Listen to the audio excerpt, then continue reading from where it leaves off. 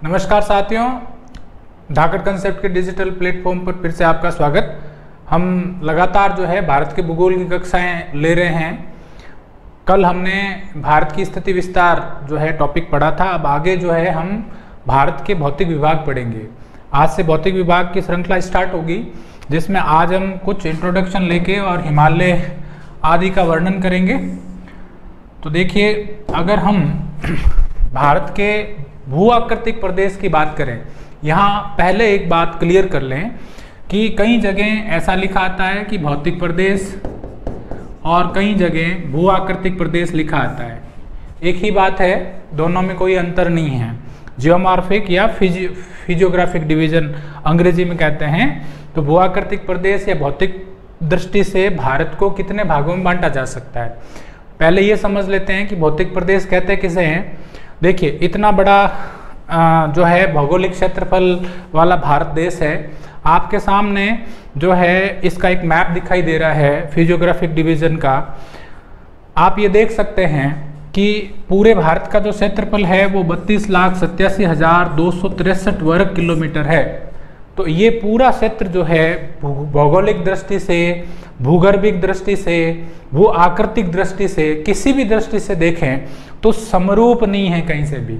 तो इसमें कई सारी विविधताएं देखने को मिलती है। विविधताएं किस प्रकार की है? विविधताओं के दो पक्ष है। अगर हम सांस्कृतिक विविधता की बात करते हैं तो वो भौगोलिक विभाजन में चला जाएगा, लेकिन अगर हम भौतिक विविधता की बात करते हैं, जो भौतिक चीजें हैं उनकी विविधता की बात करते हैं, जैसे पर्वत, पठार, मैदान आदि की जब अपन बात करते हैं, तो ऐसी स्थिति में हमारे सामने जो प्रदेश आएंगे, जो विभाजन आएगा, उसे हम क्या कहते हैं? भौतिक प्रदेश कहते हैं। यदि भौतिक प्रदेश क्या होगा?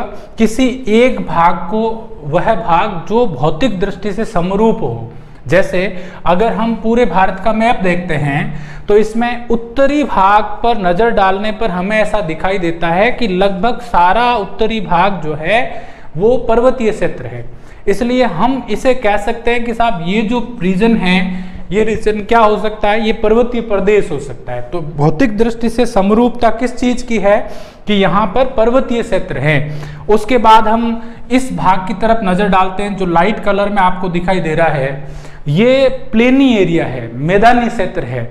भौतिक रूप से देखें तो इसमें लगभग समरूपता है और लगभग मैदानी क्षेत्र दिखाई देता है। इसलिए हम ये कह सकते हैं कि साहब ये जो है ये कौन सा प्रदेश हो सकता है? मैदानी प्रदेश। ठीक है। अब इसके बाद हम जब दक्षिण की तरफ नजर डालते हैं तो हमें दिखाई देता है प्रायद्वीपीय भारत। प्रायद्वीपीय भारत में जो भौतिक दृष्टि से हमें जो यूनिट दिखाई देती है वो है पठार, प्लेट्यू। तो ऐसे में हम ये कह सकते हैं ये प्रायद्वीपीय पठार है। प्रायद्वीपीय पठार के दो पार्ट, दोनों तरफ अगर अपन देखें तो कोस्टल प्लेन जो है हमें दिखाई देंगे या तटीय मैदान हमें दिखाई देंगे। इस प्रकार से हम ये कह सकते हैं कि ये कोस्टल प्लेन इस पूरे रीजन में थोड़ा सा डिफरेंट रूप रखने वाले हैं, इसलिए हम इसको भौतिक दृष्टि से अलग कर सकते हैं। और उसके बाद अगर अपन देखें तो हमारे सामने जो दिखाई देने वाला पार्ट है वो क्या है? वो है आपका द्वीपीय क्षेत्र। ठीक है। तो द्वीपीय क्षेत्र जो है वो किस तरह का है?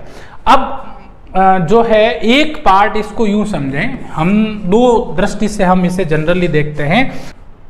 एक जिसमें हम भू स्वरूप की बात करते हैं, ये पर्वत, पहाड़, पठार, मैदान, ये क्या है? भू स्वरूप है। राजस्थान के भूगोल में बात करेंगे भौतिक प्रदेश और भू स्वरूपों में क्या अंतर है। ठीक है। और भौतिक प्रदेश की जब अपन बात करते हैं तो उसमें फिर जैसे एक उत्तरी पर्वतीय प्रदेश, मैदानी प्रदेश, प्रायद्वीपीय पठार, तटीय मैदान और द्वीप समूह की हम जब बात करेंगे। ठीक है।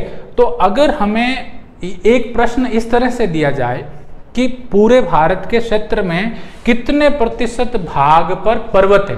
देखिए, पर्वतीय प्रदेश एक भौगोलिक अध्ययन की दृष्टि से एक इकाई है जिसे हम भौतिक प्रदेश के नाम से जानेंगे। तो पर्वतीय प्रदेश में पर्वत भी हो सकता है, घाटी भी हो सकती है, मैदान भी हो सकता है, लेकिन बड़े रूप में क्या दिखाई देंगे? पर्वत दिखाई देंगे। लेकिन अगर जब अपन भू स्वरूप की बात करते हैं तो पर्वत ये भी है और पर्वत यहां पर भी है। यहां आपके सामने दो बातें दिखाई दे रही होगी आपको कि एक तरफ लिखा है पर्वत, दूसरी तरफ लिखा पहाड़।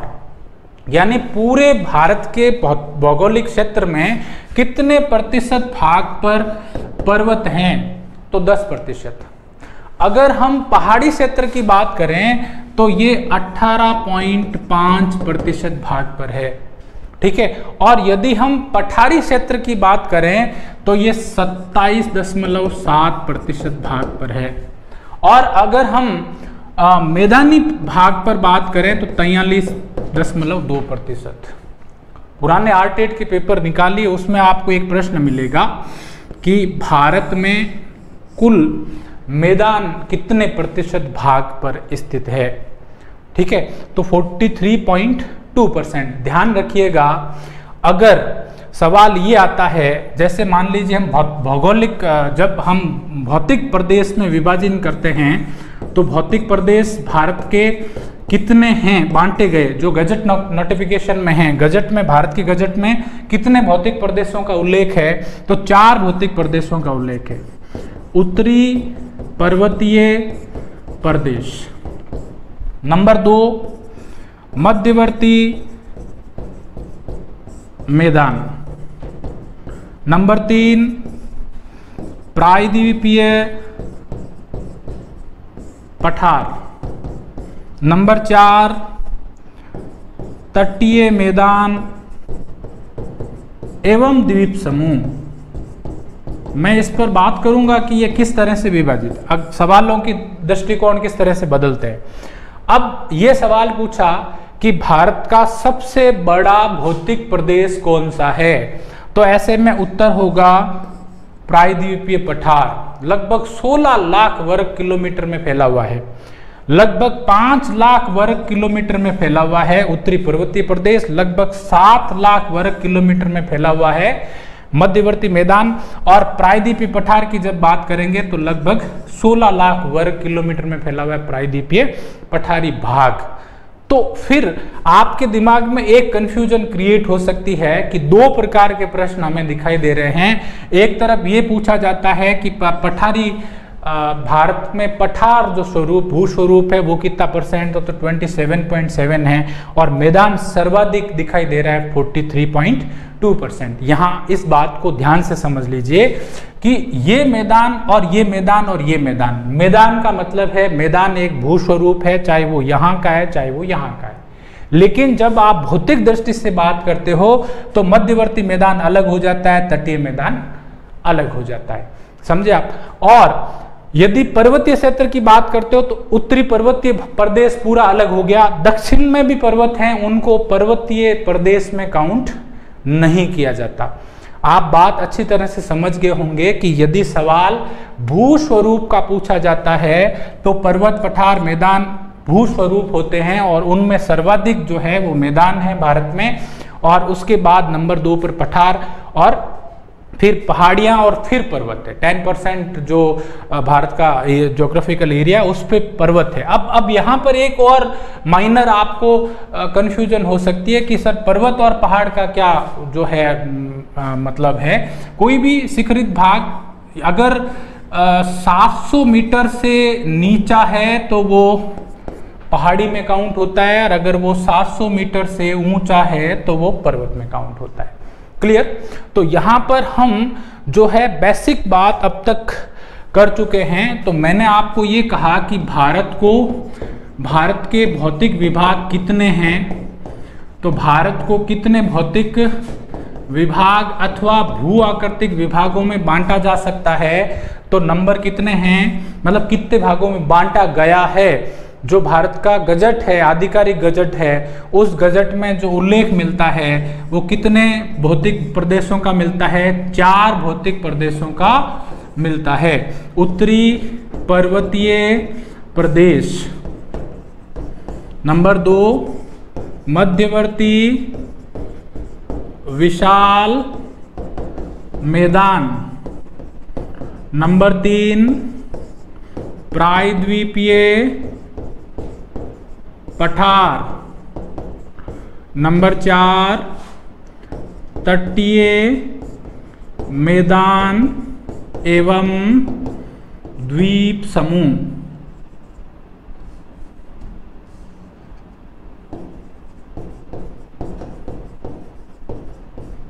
ठीक है, ये 4 भौतिक विभाग हैं, मुख्य रूप से 4 भौतिक विभागों में बांटा गया है। अब प्रश्न जो है वो आज यूं आ जाए, जैसा एनसीईआरटी में विभाजन दे रखा है, बाकी सारी किताबों में आप जब भौतिक विभागों का विभाजन देखते हैं तो उसमें थोड़ा सा परिवर्तन आपको देखने को मिलता है। ठीक है, अब यहाँ पर ये सवाल ये आया कि बांटा जा सकता है। अब ये विषय जो है कई सारे नए सेगमेंट खड़े कर देता है, क्योंकि ये मैक्रो रीजन है। मैक्रो को फिर माइक्रो और मीजो में डिवाइड किया जा सकता है, यानी वृहद स्तर पर भारत को 4 भागों में, ठीक है, मध्य स्तर पर 20 भागों में और उससे भी ज्यादा भागों में सूक्ष्म स्तर पर विभाजित किया गया है। तो भौतिक यूनिट कई सारी हो सकती है, लेकिन विशेष रूप से कि कितने भागों में बांटा गया है, तो 4 भाग। और बांटा जा सकता है का विषय अगर आता है तो हम वापस वही बात करेंगे। उत्तरी पर्वतीय प्रदेश जो है वो एक भौतिक इकाई है, ठीक है।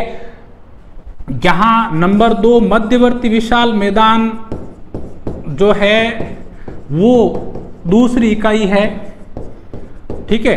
यहां क्या है, एनसीईआरटी में अगर आप देखेंगे, जो ज्योग्राफी की बुक 9th की या 11th की किताब देखेंगे, तो यहां आपको मिलता है जो मरुस्थल है ना, पश्चिमी रेतीला मैदान,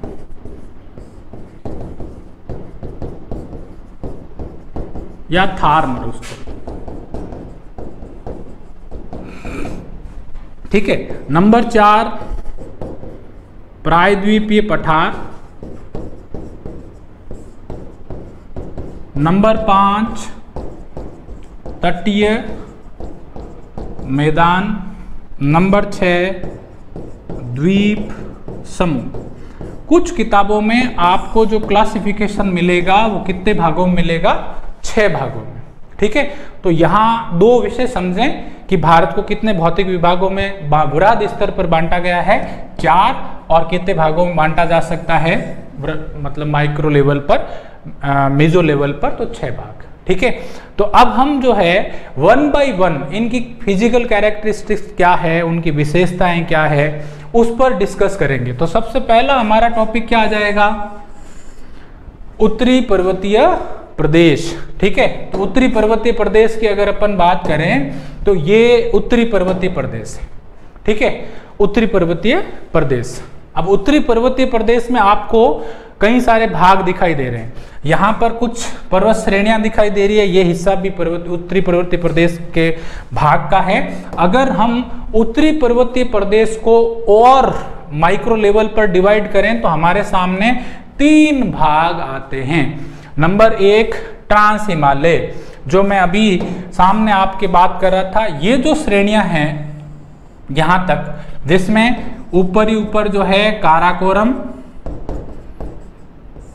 फिर लद्दाख श्रेणी और जास्कर श्रेणी, काराकोरम, लद्दाख और जास्कर, इन 3 श्रेणियों की बात करें तो ये जो भाग है, जो पामीर नोड से लेकर ये जो हिस्सा दिखाई दे रहा है आपको, इस हिस्से को हम क्या कहते हैं, ट्रांस हिमालय कहते हैं। तो उत्तरी पर्वतीय प्रदेश में अध्ययन की सुविधा के लिए हमने ट्रांस हिमालय अथवा परा हिमालय को अलग कर दिया। कई बार इसको टैथिस हिमालय भी कहा जाता है। क्यों कहा जाता है मैं अभी बात करूंगा, ठीक है। तो टैथिस हिमालय, परा हिमालय अथवा ट्रांस हिमालय। देखिए अभी मैं प्रश्न बाद में आएंगे तब आपको समझ में आएगा कि ये विभाजन किस तरह से तर्क संगत है, किस तरह से बांटा जाता है इसको।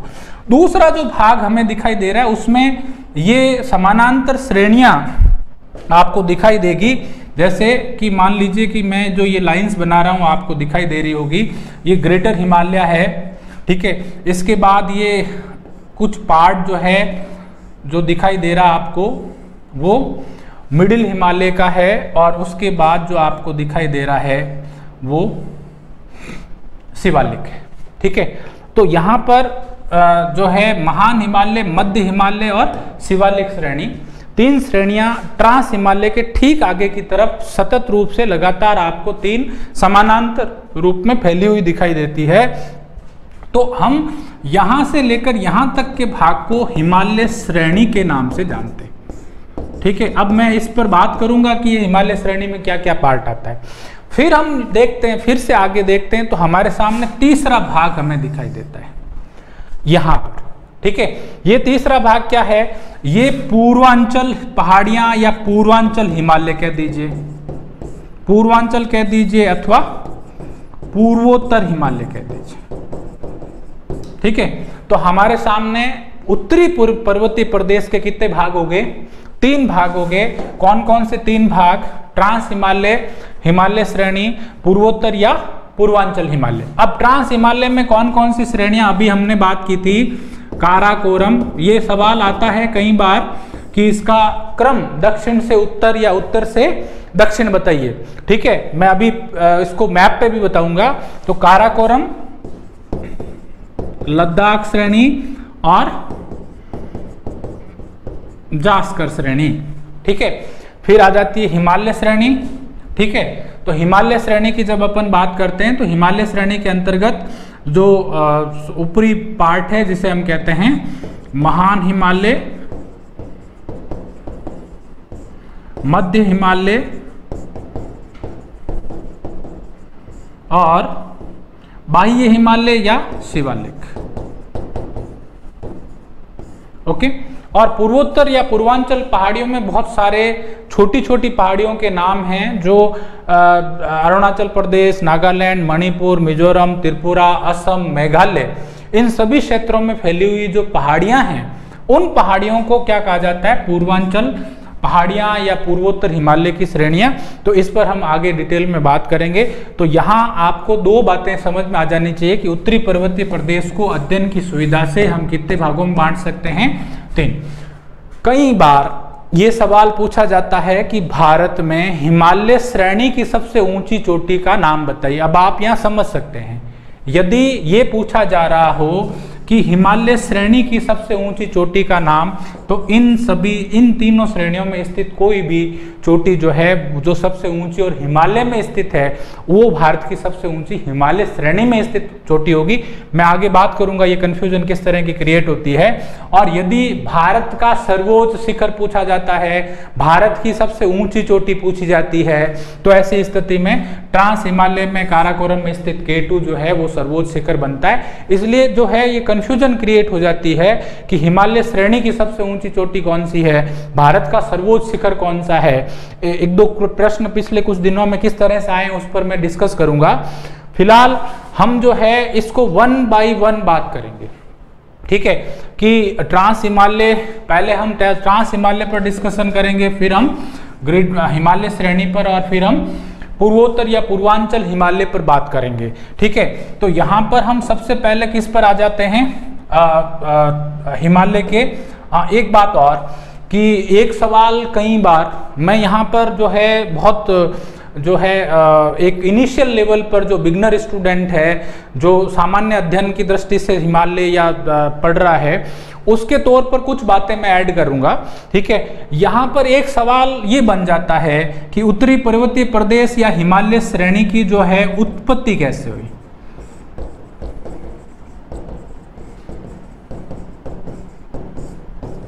ठीक है, यहाँ इस मत को थोड़ा सा लिटिल बिट समझकर हम आगे चलेंगे, इसके भौतिक विभाग पर चलेंगे। देखिए, अगर हम उत्तरी पर्वतीय प्रदेश के उत्पत्ति की अगर बात करें, ठीक है, तो यहाँ पर आपके सामने 2 प्रकार के मत चलते हैं। हालांकि कई सारी बातें उत्पत्ति से संबंधित है, लेकिन मैं केवल आपके सामने 2 चीजों को डिस्कस करना चाह रहा हूं जो आप कई दफा कुछ किताबों में पढ़ते हैं। नंबर 1 कि उत्पत्ति के पक्ष में हम एक सिद्धांत पढ़ते हैं, प्लेट विवर्तनिकी सिद्धांत। ओके।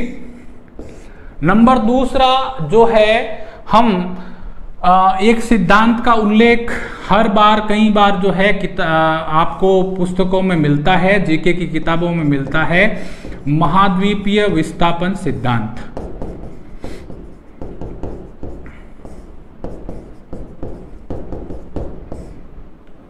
ठीक है, तो यहाँ ये 2 थ्योरी जो है उसी के आधार पर मैं हिमालय पर्वत की उत्पत्ति की बात करना बता रहा हूं मैं आपको। प्लेट विवर्तनिकी ये कहती है कि क्या है कि 2 प्लेटों का अभिसरण हुआ है। प्लेटें जो है पूरी जो पृथ्वी की सतह है उसको कई सारी प्लेटों में विभाजित किया गया है। ठीक है, एक दृढ़ भूखंड होता है जिसका मूवमेंट है मेंटल पे। ठीक है, मूवमेंट क्यों होता है, किस तरह से होता है, उस पर हम बाद में कभी डिस्कस करेंगे। फिलहाल इस बात को यूं समझ लीजिए कि प्लेट विवर्तनिकी के अंतर्गत हमने जो पूरी पृथ्वी है उसमें कई सारी प्लेट्स हैं। ठीक है, तो ऐसा माना गया है कि दो प्लेटों का अभिसरण हुआ। किन किन प्लेटों का? इंडो ऑस्ट्रेलियन प्लेट और यूरेशियन प्लेट। आपके ठीक उस तरफ जो है एक भाग दिखाई दे रहा आपको। ये जो भाग है इस टुकड़े को, इस जमीन के इस भाग को कहा जाता है यूरेशियन प्लेट। और जो ये सरकता हुआ इस तरफ मूव कर रहा है उसे कहा जाता है इंडो ऑस्ट्रेलियन प्लेट। तो ऐसा माना जाता है कि जब इंडो ऑस्ट्रेलियन प्लेट और यूरेशियन प्लेट दोनों आपस में जो है अभिसरित हुई, ठीक है, कन्वर्ज हुई, तो ऐसे में बीच में जो भाग था उसके ऊपर प्रेशर पड़ा। जैसे मान लीजिए कि एक प्लेट ये है और एक प्लेट ये है, अगर इन दोनों का अभिसरण होगा तो इन दोनों प्लेटों के जो सिरे हैं उनके ऊपर दबाव पड़ेगा, जिससे जो है यहाँ पर मोड़ पड़ेंगे। ठीक है, तो यहाँ पर जो है मोड़दार पर्वत, इसीलिए हिमालय को एक मोड़दार पर्वत के नाम से जानते हैं, तो मोड़दार पर्वत की उत्पत्ति होगी। दूसरा जो बहुत ट्रेडिशनल है, बहुत सारी किताबों में आप इन जनरल पढ़ते हैं कि हिमालय की उत्पत्ति जो है वैगनर के महाद्वीपीय विस्थापन सिद्धांत के अनुसार हुई, जिसमें दो भूखंडों का टकराना बताया गया। एक तरफ जो बताया गया वो था अंगारा लैंड और दूसरी तरफ जो बताया गया वो था गोंडवाना लैंड। ओके, तो यहाँ मैं इस बात को आगे जाके क्लियर कर देता हूँ कि ये पूरी पृथ्वी थी, ठीक है, अकॉर्डिंग टू वैगनर। ठीक है, और इस पर एक स्थलखंड और एक जलीय भाग था, यानी ये तो जो रिमेनिंग पार्ट है वो तो जल हो गया और जो अंदर भाग दिखाई दे रहा है वो क्या हो गया? स्थल हो गया। इसको यूं समझें, तो ये जो स्थल भाग था इस भाग को कहा गया पेंजिया। ठीक है, और जो चारों तरफ ये खाली भाग दिखाई दे रहा है ये पानी का भाग, महासागर का भाग हो गया, इसे कहा गया पैंथालासा महासागर। ठीक है, तो पेंजिया क्या हो गया? एक सुपर कॉन्टिनेंट हो गया, है ना, सबसे बड़ा महाद्वीप उस समय का, है ना, तो वो जुड़ा हुआ था। ये आज की तरह पृथ्वी पर जो है सप्त महाद्वीप जो है उस तरह की श्रृंखला नहीं होकर एक भूखंड और एक जलीय खंड की बात कर रहे हैं।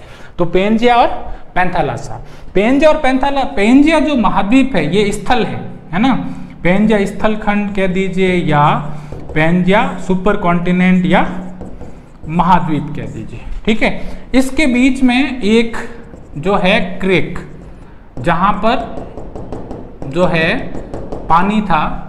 ठीक है, तो इसका मतलब है कि अगर ये महाद्वीप है और महाद्वीप के बीच में कोई बाद में दरार पड़ती है, वहां पर पानी आता है, तो ऐसी स्थिति में हम उसे क्या कहेंगे? सागर कहेंगे। और इस सागर का नाम था टैथिस सागर। ओके, अब आप टैथिस सागर से पेंजिया जो स्थलखंड है ना उसके दो भाग हो गए, मतलब पेंजिया का उत्तरी भाग, पेंजिया का दक्षिणी भाग। बड़े सरल शब्दों में इस बात को समझिए कि तैथिस सागर के उत्तर में स्थित पेंजिया स्थलखंड का उत्तरी भाग क्या कहलाया? क्या नाम दिया गया उसको? अंगारा लैंड नाम दिया। ठीक है, और जो दक्षिणी भाग था उसका नाम क्या दिया गया? गोंडवाना लैंड नाम दिया गया। ओके, तो अंगारा लैंड और गोंडवाना लैंड के बीच में क्या था? टैथिस सागर था। कालांतर में ये स्थल भाग अलग अलग हुए। जैसे मान लीजिए ये भाग जो है ये यहाँ से अलग होकर इस तरफ आ गया, यानी ये भाग जब अपन यहाँ से हटा देंगे, ठीक है, और इसको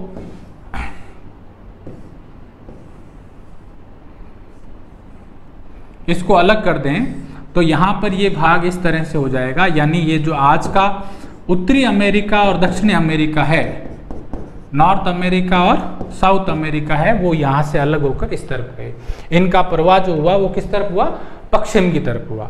ठीक है, जो आज का ये तो यूरोप हो गया और आज का ये यूरेशिया जिसमें चीन और रूस है ना, चाइना और रशिया जो है वो ये हो गया, अंगारा लैंड के पार्ट हो गए। अब आप समझ सकते हैं कि वर्तमान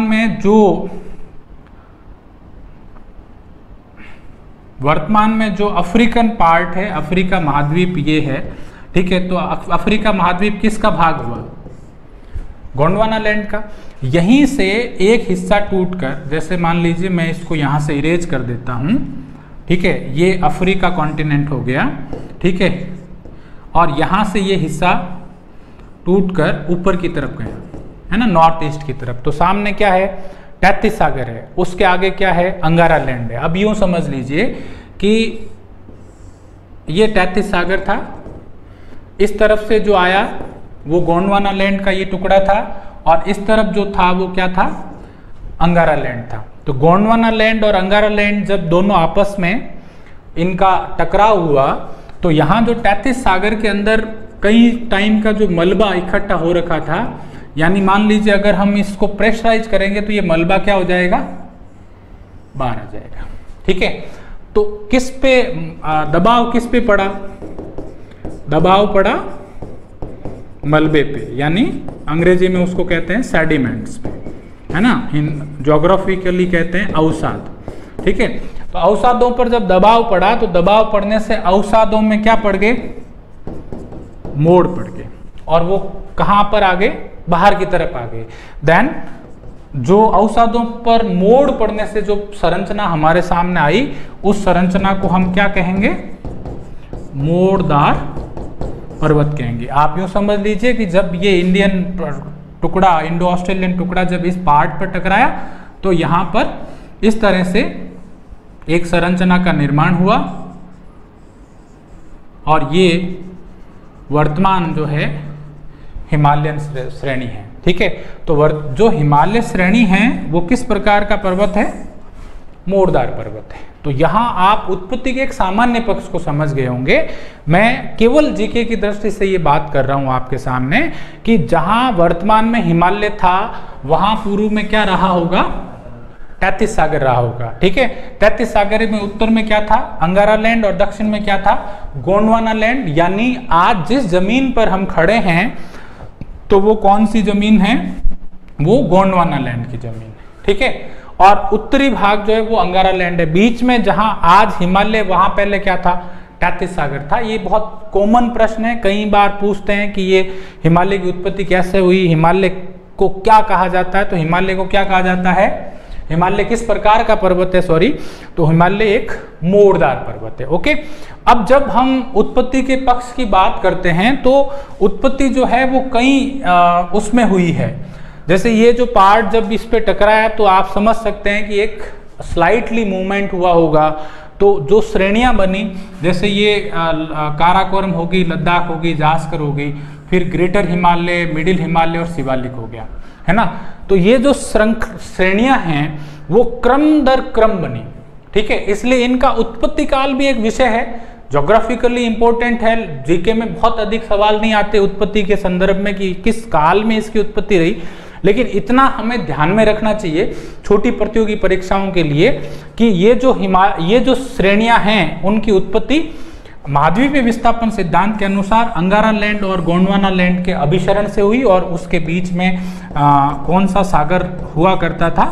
तैतीस सागर हुआ करता था। तैतीस सागर के मलबे पर या अवसादों पर मोड़ पड़ने से हिमालय पर्वत बना है, क्रम दर क्रम बना है। अलग अलग श्रेणियों की उत्पत्ति अलग अलग टाइम पीरियड में हुई है।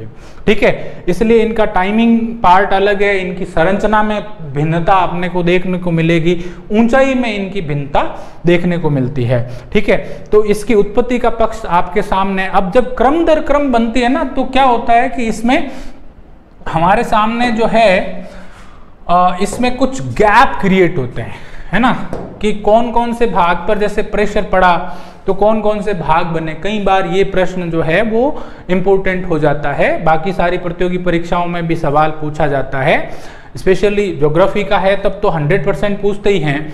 तो यहाँ आप जो है एक स्ट्रक्चर देख पा रहे होंगे, स्क्रीन के ऊपर दिखाई दे रहा होगा आपको।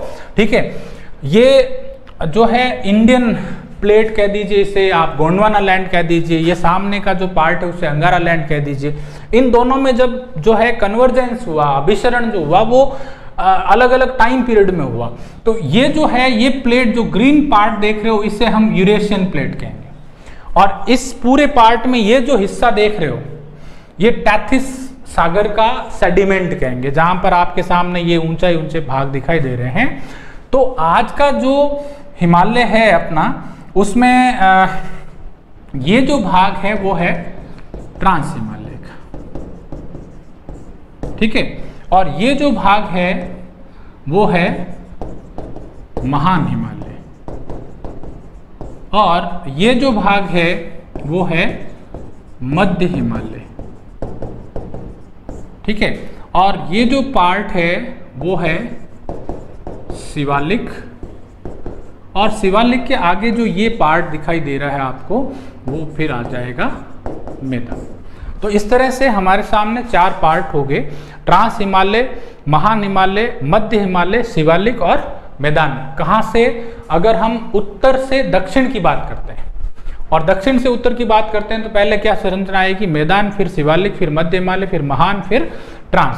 अब इनके बीच में गैप्स हैं, ठीक है, उन गैप को क्या कहा जाता है? तो यहां पर देखिए, ये जो गैप है, किसके बीच गैप? ये जो ग्रीन पार्ट और ये जो पार्ट है दिखाई दे रहा है आपको, यानी अंगारा लैंड या यूरेशियन प्लेट और इंडो ऑस्ट्रेलियन प्लेट के बीच का जो ये ट्रांजिशन एरिया, संक्रमण क्षेत्र है, इस क्षेत्र को कहते हैं सिंधु सांगपो सच्चर जोन। अंग्रेजी में इसलिए शॉर्ट में लिखते हैं ITS-Z। ओके, ये जो है क्या महत्वपूर्ण पक्ष है इसके ऊपर हम बाद में बात करेंगे।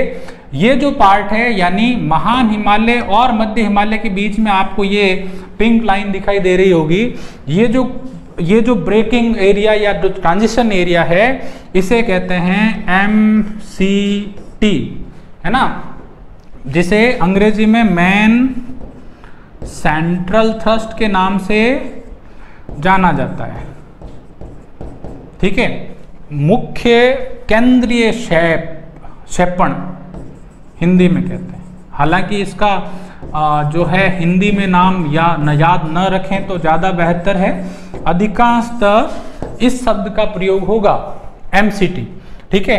और दूसरा आपको दिखाई दे रहा होगा ये लेसर हिमालय का ये पार्ट है और इसके बाद में ये शिवालिक है, तो इसके बीच में ये जो हिस्सा है ये ट्रांजिशन एरिया है और इस ट्रांजिशन एरिया को कहा जाता है MBT, है ना।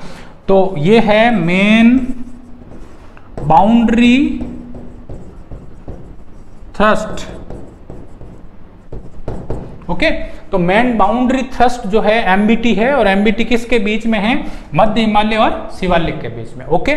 शिवालिक के आगे का जो पार्ट है, ठीक है, ये जो आगे का पार्ट है उसे फ्रंटल थ्रस्ट कहते हैं, ठीक है, या अग्रगर्त के नाम से जाना जाता है, ठीक है। तो ये अग्रगर्त है, अग्रगर्त में ही क्या बना हुआ है? भारत का मैदान बना हुआ है। तो ये भौम्याकारी की संरचना है। आपको कुछ अगर मान लीजिए कई बार ऐसा हुआ है कि जस्ट लाइक ग्राम सेवक के पेपर में भी एक सवाल पूछा गया कि जो है टोटल प्लेट्स कितनी हैं, या कई बार इस तरह का कोई प्रश्न जो है जो बेसिक ज्योग्राफी का है हालांकि क्वेश्चन, लेकिन सामान्य जीके में भी इस प्रकार का प्रश्न पूछ लिया जाता है। तो हमें ये ध्यान रहना चाहिए कि MCT किसको अलग करता है, MBT किसको अलग करता है, फ्रंटल फोल्ड क्या है, ITS-Z क्या है। तो सिंधु सांगपो सचर जोन जो है ये समझ लीजिए कि यूरेशियन प्लेट और इंडो ऑस्ट्रेलियन प्लेट के बीच का सीमांत क्षेत्र है, ठीक है। और महान हिमालय और मध्य हिमालय के बीच में मेन सेंट्रल थ्रस्ट है और मध्य हिमालय और शिवालिक के बीच में मेन बाउंड्री थ्रस्ट है और ग्रेटर जो शिवालिक और उसके बीच में है वो फ्रंटल थ्रस्ट के नाम से, अग्रगर्त के नाम से जाना जाता है। हम इस पर फिर से आगे मैंने ये अभी इसीलिए बता दिया आपको कि आगे ये सारी टर्म बार बार आएगी, ठीक है, इसलिए आपको कोई कंफ्यूजन क्रिएट नहीं हो कि आपने अभी एमबीटी बोला या एमसीटी बोला, ठीक है। तो वो एमबीटी या एमसीटी किस तरह का है, तो अभी हम जो पहला सब्जेक्ट पढ़ने जा रहे हैं दैट इज ट्रांस हिमालय, ठीक है। तो ट्रांस हिमालय में क्या क्या है, किस तरह का भाग है, इसको आप जो है थोड़ा सा समझेंगे कि ट्रांस हिमालय जो है वो किस तरह का है। ट्रांस हिमालय की अगर अपन बात करें, देखिए ये भारत का उत्तरी भाग है, ठीक है। यहाँ पर एक श्रेणी है, ये दूसरी इसी के समानांतर यहाँ पर है, तीसरी यहाँ पर है और चौथी यहाँ पर है, ठीक है। ये जो नंबर 1 श्रेणी है ये काराकोरम है, ठीक है। नंबर 2 जो श्रेणी है वो है लद्दाख, और जो नंबर 3 मैंने यहाँ बनाई है वो है जास्कर, और जास्कर के आगे जो ये जो पार्ट दिखाई दे रहा है वो है कैलाश। हालांकि जास्कर और कैलाश ग्रेटर हिमालय के ही पार्ट हैं, ठीक है, लेकिन वो ट्रांस हिमालय के उसमें एरिया में आते हैं, ठीक है। तो जास्कर और कैलाश, तो इस तरह से टोटल श्रेणियां यूं देखा जाए तो 3 महत्वपूर्ण हैं, काराकोरम, लद्दाख और जास्कर, ठीक है। काराकोरम, लद्दाख और जास्कर।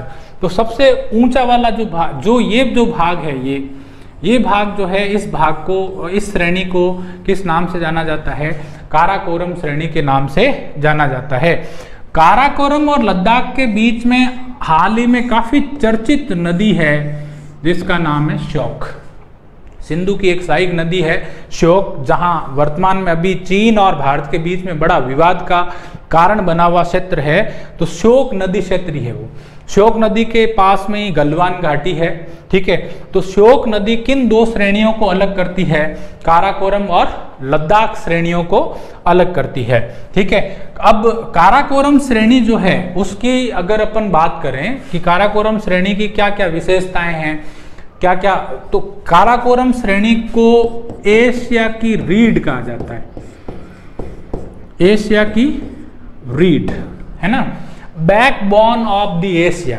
किसने कहा, स्वैन हेडन ने इसको एशिया की रीढ़ कहा था।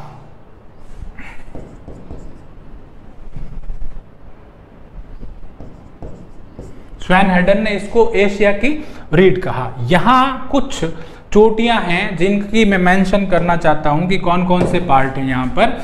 यहां एक चोटी है जो मैंने रेड कलर का मार्क किया है, इस चोटी का नाम है K2, ठीक है। K2 को एक और नाम से जाना जाता है, और K2 का दूसरा नाम जो है वो है गॉडविन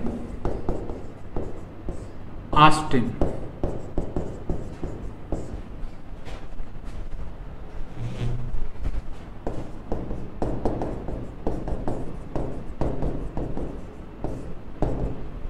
ठीक है, गॉडविन ऑस्टिन।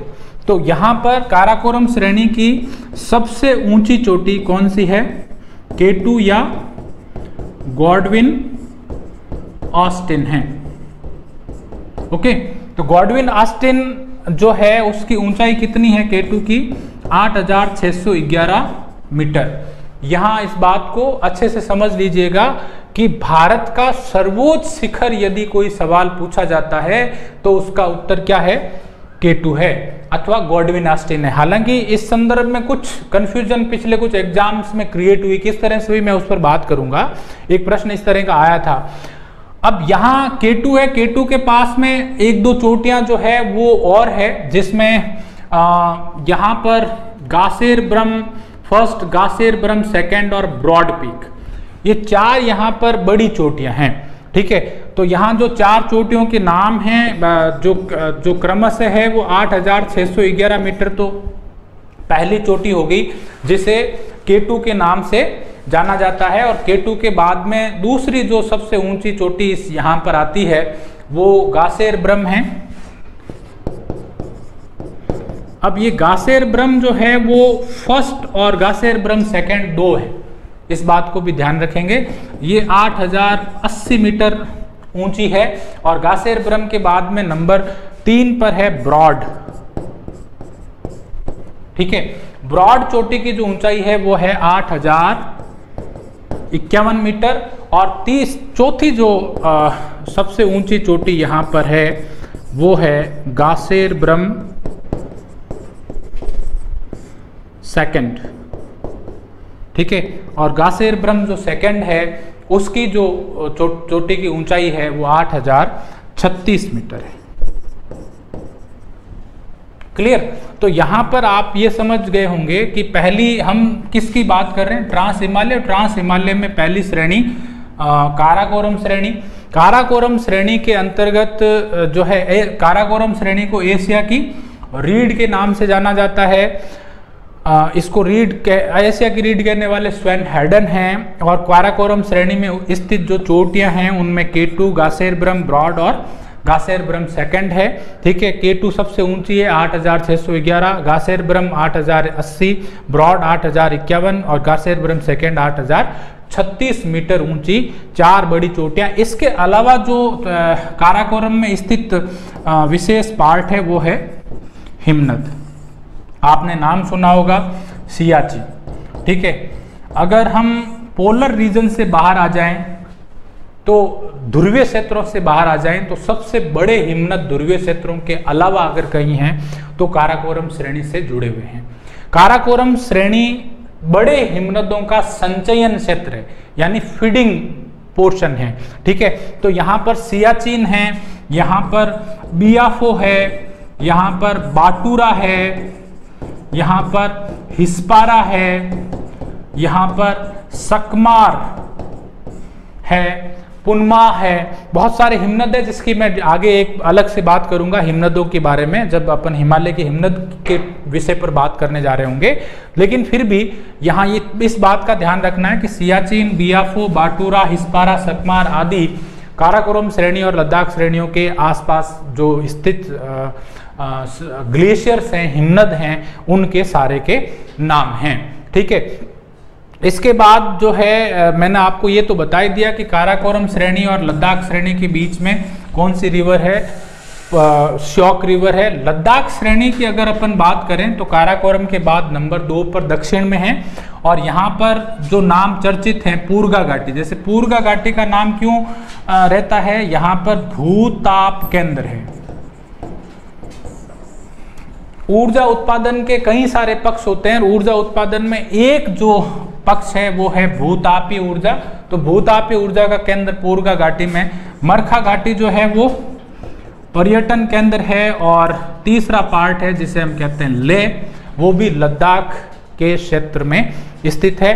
उसके बाद लद्दाख और जास्कर, इन दोनों श्रेणियों के बीच में जो रिवर है उस रिवर का नाम क्या है, सिंधु, यानी सिंधु नदी की इन 2 श्रेणियों के मध्य बहती है। लद्दाख और जास्कर श्रेणी के बीच में एक प्रवाह है उसका। फिर जास्कर कैलाश इसका अग्रभाग है। जास्कर और कैलाश दोनों हिमालय श्रेणी का ही भाग माना जाता है। इस बात को हमें ध्यान में रखना है। एक और ये ध्यान में रखना है कि लद्दाख जो श्रेणी है, लद्दाख श्रेणी के अंतर्गत एक चोटी है, इस चोटी का नाम है राकापोसी।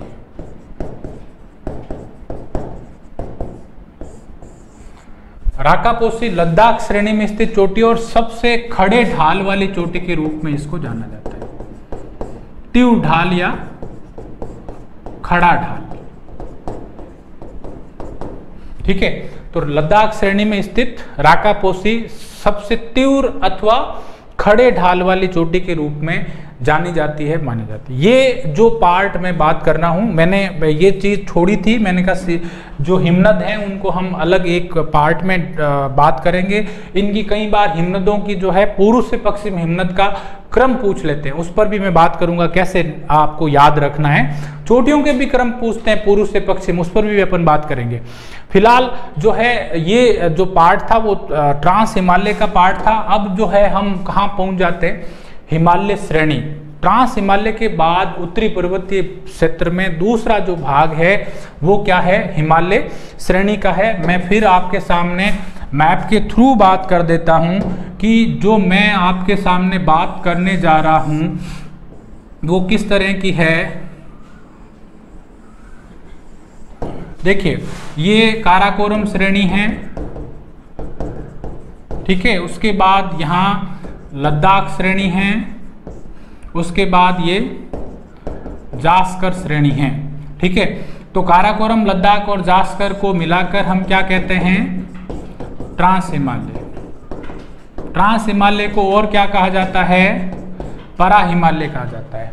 और क्या कहा जाता है? टैथिस हिमालय भी कहा जाता है। ठीक है, तो ये तीन नाम एक ही के हैं, परा हिमालय कह दीजिए, टैथिस हिमालय कह दीजिए अथवा ट्रांस हिमालय कह दीजिए। अब जो मैं करने जा रहा हूं वो है हिमालय श्रेणी की। तो यहाँ एक चोटी है इस जगह पर जिसे कहा जाता है नंगा पर्वत। ठीक है, नंगा पर्वत से लेकर एक सतत श्रेणी यहां तक फैली हुई। यहां पर एक चोटी है जिसका नाम है नामचा वर्बा। ठीक है, नामचा वर्बा। तो नंगा पर्वत से लेकर नामचा वर्बा तक फैली हुई इस चोटी का, इस श्रेणी का नाम है ग्रेटर हिमालय या महान हिमालय। महान हिमालय के ठीक आगे इस तरह का श्रेणियां असतत रूप से फैली हुई है। और उसके बाद में ये जो पार्ट है, ये एक नंबर जो है वो हो गया महान हिमालय। ठीक है, और नंबर 2 जो है वो हो गया मध्य हिमालय। और इसके बाद ये नंबर 3 श्रेणी जिसे हम कहते हैं शिवालिक। तो अभी जो हम बात करने जा रहे हैं वो किसकी करने जा रहे हैं? हिमालय श्रेणी की बात कर रहे हैं। तो हिमालय श्रेणी में कौन कौन से भाग आते हैं? महान हिमालय, लघु हिमालय और बाह्य हिमालय या शिवालिक अथवा उप हिमालय। यहाँ कुछ नाम और जो है वो लिए जाते हैं। अंग्रेजी में थोड़ा सा ध्यान रखेंगे तो कई बार जो आपको जो कन्फ्यूजन होती है नाम को लेकर वो नहीं रहेगी। ठीक है, तो यहाँ पर ग्रेटर हिमालय और लेसर हिमालय, ये 2 नाम आपको अच्छे से ध्यान रखने हैं। महान हिमालय को और क्या कहा जाता है? तो एक नाम और मिलता है, वो है हिमाद्री। ठीक है, एक और नाम मिलता है, उसे कहते हैं आंतरिक हिमालय। तो महान हिमालय को क्या कहा जाता है? महान हिमालय, ग्रेटर अंग्रेजी में, हिमाद्री और आंतरिक हिमालय एक ही बात है तीनों। उसके बाद लघु हिमालय, लघु हिमालय के अंदर ऐसे लेसर हिमालय अथवा जो है मध्य हिमालय के नाम से भी जाना जाता है। एक शब्द और ध्यान रखना है, हिमांचल हिमालय। ठीक है, इसके बाद आता है बाह्य हिमालय, आउटर। देखिए ये इनर है, किस तरह से है कि हम अगर अभी बात जब कर रहे थे तो ये जो पार्ट है इनके बीच में है, इसके और इसके। तो ये तो हो गया आंतरिक हिमालय, और ये जो सबसे बाहर का पार्ट हो गया यानी सबसे दक्षिणी भाग हो गया, इसलिए इसे हम क्या कहेंगे? बाह्य। इसे क्या कहेंगे? आंतरिक। क्लियर? ठीक है, तो यहाँ जो है लघु हिमालय में मध्य हिमालय, हिमांचल या हिमालय के नाम से जाना जाता है। बाह्य हिमालय को आउटर हिमालय, शिवालिक और उप हिमालय के नाम से जाना जाता है। अब हम जो पहली बात करने जा रहे हैं वो किसकी बात करने जा रहे हैं? महान हिमालय या ग्रेटर हिमालय की। ठीक है, तो ग्रेटर हिमालय जो है वो क्या है, कहाँ पर स्थित है, किस तरह का इसका एक्सटेंशन है, आदि पर अपन चर्चा करने जा रहे हैं। देखिए, अगर मैं पुनः आपके सामने एक मैप क्रिएट करूं, ठीक है, तो आपको पता चलेगा कि जो ग्रेटर हिमालय है वो क्या है और किस तरह का इसका एक्सटेंशन है और किस तरह का इसका फैलाव है। ठीक है, ये एक स्केच मैप मैं आपके सामने क्रिएट कर रहा हूँ। मैं पहले ही बता चुका हूँ कि जो ब्लू लाइंस में बता रहा हूँ काराकोरम, लद्दाख और जास्कर श्रेणियों की है। और उसके बाद जो मैं आपके सामने लाइन क्रिएट कर रहा हूँ, मैंने अभी कहा था कि यहाँ पर एक चोटी है जिसका नाम है नंगा पर्वत। नंगा पर्वत देखिए, एक्चुअल में यहाँ पर क्या होता है कि ये सिंधु नदी जो है यहाँ पर मोड़ लेती है। ठीक है, इसलिए इस पार्ट में एक सिंटैक्सियल बैंड बनता है। मैं अभी इस पर बात करूंगा कि किस तरह से जो है ये होता है या किस तरह का इसका पार्ट है। ठीक है, इसके बाद जो है ये जो पार्ट है, ये जो श्रेणी है वो एक सतत श्रेणी है। ठीक है, और इस तरह से फैली हुई। ये यहाँ पर एक चोटी है तिब्बत चाइना के अंदर है हालांकि, लेकिन एनसीईआरटी की किताब में इसको भारत में लिखा हुआ है, इस बात का ध्यान रखना है। ठीक है, अगर आप लोकेशन देखेंगे तब ये लोकेशन इसका जहाँ जो बताया जाता है वो तिब्बत चाइना में बताया जाता है, लेकिन जो एनसीईआरटी की बुक है उसमें नामचा वरबा जो है वो भारत के अंदर लिखी हुई है। ठीक है, तो नामचा वरबा जो है नंगा पर्वत यहाँ पर है, इसकी ऊंचाई है 8126 मीटर और नामचा वरबा की ऊंचाई है 7756 मीटर। ठीक है, तो यहाँ से लेकर यहाँ तक जो विस्तृत ये श्रेणी है, सतत श्रेणी है, सबसे ऊंची श्रेणी है। ठीक है, पूरे उत्तरी पर्वतीय प्रदेश में सर्वाधिक ऊंची श्रेणी और सबसे सतत श्रेणी यही है। ठीक है, हिमाद्री इसलिए कहा जाता है कि इसका एक भाग पूरी तरह से आइस कवर्ड रहता है, आइस कैप यहाँ पर पाई जाती है। इस बात को यूं समझें कि पूरे विश्व की अगर अपन 60 ऊंची चोटियों की बात करें तो उनमें से 40 टॉप जो 40 है वो इसी भाग में फैली हुई है। इसका आप जब आकार देखेंगे तो ये किस तरह का दिखाई दे रहा है आपको, हिमालय पूरा ही, जैसे अपन अगर आगे की श्रेणियों को भी अगर जोड़ लें, ठीक है, तो जो श्रेणियों का जो हिमालय श्रेणी का जो विस्तार है, जो आकार है वो किस तरह का है, चापाकार है। ठीक है, चापाकार या अर्धचंद्राकार। ठीक है, चापाकार या अर्धचंद्र, इस तरह से इसका भाग है। ठीक है, तो अब ये जो आकार है वो क्यों हुआ, क्योंकि पीछे जो गोंडवाना लैंड का पार्ट था, मैंने जब आपको ये कहा था, आपको एक पिक्चर आपके सामने शेयर किया था, आप देख सकते हैं कि जो ये जो भाग है ये जैसे टकराया वैसे ही इसकी उत्पत्ति हुई। ठीक है, तो यहाँ पर जो हम बात कर रहे हैं वो तो इस आकार की कर रहे थे, चापाकार जो है इसका आकार है। अब देखेंगे तो इस तरफ आपको क्या भाग दिखाई दे रहा है, उत्तल, और उस तरफ अवतल। ये किसी भी मोड़दार पर्वत की एक सामान्य विशेषता होती है, एक भाग उत्तल और एक भाग अवतल होता है। यहाँ पर जो है इस तरफ वाला भाग जो है वो कॉनकेव है और इस तरफ वाला भाग कॉन्वेक्स है।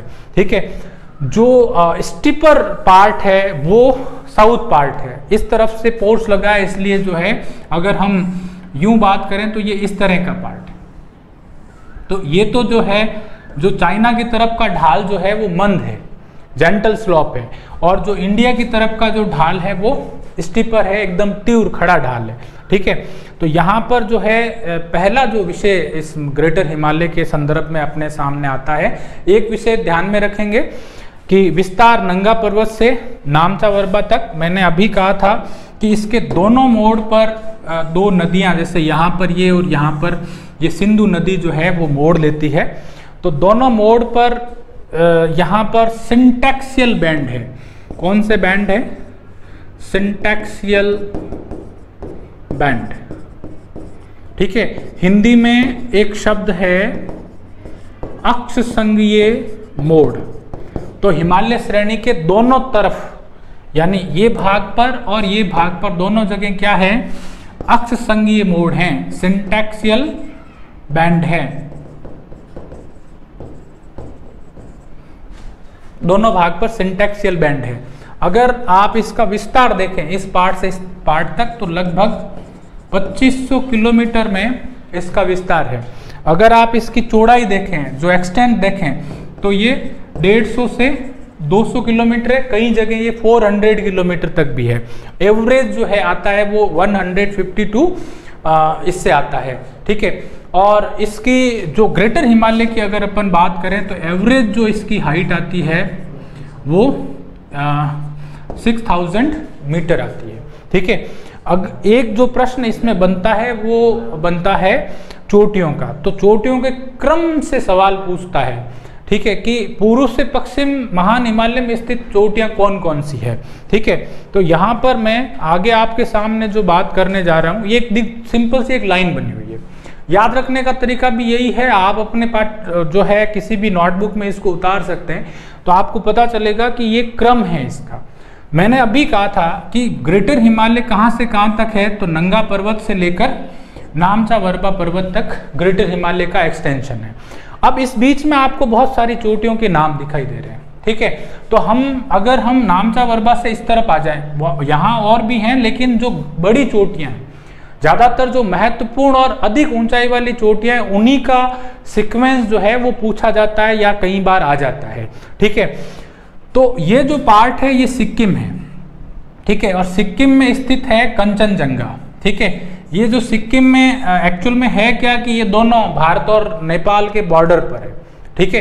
तो दोनों के बॉर्डर पर स्थित एक चोटी है जिसका नाम है कंचनजंगा। मैं अभी बात करूंगा हिमालय में, भारत में हिमालय श्रेणी की सबसे ऊंची चोटी है। ये जो कंफ्यूजन है कि किस तरह से हमें दो प्रश्न पूछे जाते हैं, मैं अभी उस पर क्लियर कर दूंगा कि ये भारत की हिमालय श्रेणी की सबसे ऊंची चोटी कैसे हुई और K2 जो है वो किस तरह का प्रश्न पूछा जाता है K2 के संदर्भ में। फिर अगर आप वेस्ट की तरफ बढ़ेंगे तो मकालू चोटी आ जाएगी। अब देखिए मकालू से लेकर ये मनसालू तक का जो ये पार्ट दिखाई दे रहा है आपको, यहां से लेकर यहां तक का, ये पूरा का पूरा पार्ट जो है ये नेपाल है, ठीक है। तो नेपाल में स्थित है ये सारी, ठीक है। तो मकालू जो चोटी है वो पूर्व, अगर इधर पूर्व से काउंट करें तो कंचनजंगा के बाद मकालू 8,481 मीटर। फिर माउंट एवरेस्ट, ये विश्व की सबसे ऊंची चोटी, चाहे आप हिमालय श्रेणी की ऊंची चोटी कहें, चाहे विश्व की सबसे ऊंची चोटी कहें, ये है। लेकिन ये ध्यान रखना है कि यदि सवाल भारत में हिमालय श्रेणी की सबसे ऊंची चोटी पूछा जाता है तब वो ये उत्तर नहीं है, ठीक है ना। माउंट एवरेस्ट किस जगह आ गया, नेपाल में आ गया। उसके बाद माउंट एवरेस्ट से आगे पश्चिम की तरफ बढ़ेंगे तो आपको चोटी दिखाई देगी गौरीशंकर। गौरीशंकर से आप पश्चिम की तरफ फिर बढ़ेंगे तो आपको चोटी दिखाई देगी मनसालू। मनसालू से पश्चिम की तरफ बढ़ेंगे तो आपको चोटी दिखाई देगी अन्नपूर्णा। और अन्नपूर्णा से फिर ये जो है चोटियां, ये जो क्रम है मकालू, माउंट एवरेस्ट, गौरीशंकर, मनसालू और अन्नपूर्णा, ये नेपाल में स्थित बड़ी चोटियों का पूर्व से पश्चिम क्रम है, ठीक है। इसको पश्चिम से पूर्व पूछा जा सकता है, कई पुराने पेपर में लगभग जगह पर ये पूर्व से पश्चिम पूछी गई है, ध्यान में रखेंगे, ठीक है। इसके बाद आ जाते हैं हम भारत के अंदर। यहाँ पर उत्तराखंड वाला पार्ट आ गया, ये नेपाल को क्रॉस करते ही।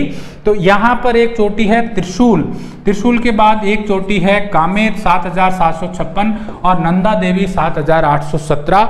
मैं जो आपके सामने जो सामान्य रूप से कई बार कंफ्यूजन बनती है उसको समझा देता हूं कि यदि हमें ये कहा जाए कि भारत के सर्वोच्च शिखर कौन से हैं, ठीक है, तो भारत के सर्वोच्च शिखर कौन कौन से हैं उसकी अगर अपन बात करें तो इसको देखें, ठीक है। ये भारत के सर्वोच्च शिखर है। यहां पर यह बात नहीं कही गई कि वो हिमालय में स्थित है या ट्रांस हिमालय में स्थित है, यानी उसकी लोकेशन की बात नहीं कही जाती है। जब हम ये कहें कि जो है भारत की सबसे ऊंची चोटी का नाम क्या है, तब ये चोटियां जो है वो आएगी, ठीक है। तो इसमें सबसे पहले में अगर सिर्फ बाकी सारी चीजों को अगर अपन छोड़ दें तो हम अगर बात करें कि किन किन चोटियों की ऊंचाई क्या क्या है, तो मैंने आपको ये कहा था कि ये जो चोटी है ये कौन सी है, ये K2 एयर 8,611 मीटर है, ठीक है। और इसके बाद में जो है यहाँ ये नेपाल पार्ट है, ये सिक्किम वाला पार्ट है, और यहाँ पर ग्रेटर हिमालय के अंदर एक चोटी है जिसका नाम है कंचनजंगा।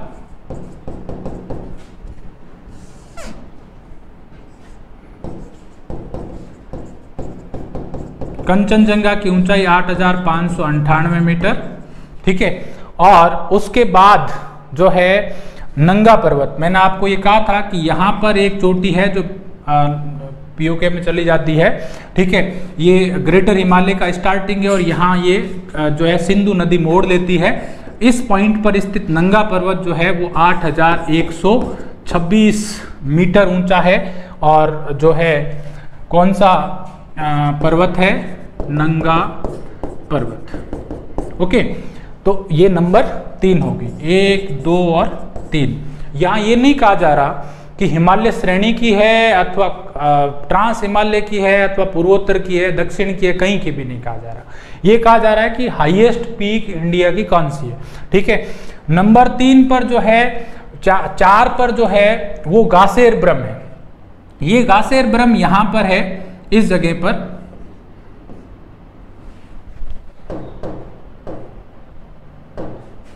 इस पॉइंट पर है। तो जी फर्स्ट है ना, गासेर ब्रह्म फर्स्ट, ठीक है। तो गासेर ब्रह्म फर्स्ट जो है वो नंबर 4 पर आ जाएगी, ठीक है। 4 नंबर पर अरेंज करेंगे तब 4 नंबर पर आ जाएगी। फिर आ जाती है गासेर ब्रह्म सेकंड 8036 जी सेकंड, ठीक है। ये इसी के ठीक पास ही है। गासेर ब्रह्म फर्स्ट सेकंड दोनों एक दूसरे के नजदीक हैं। और गासेर ब्रह्म जो सॉरी इसके बाद जो नंबर आएगा क्रम से, वो आएगा ब्रॉड का। ये ब्रॉड भी यहीं पर है, ब्रॉड पीक 8051 मीटर है। और गासेर ब्रह्म जो सेकंड है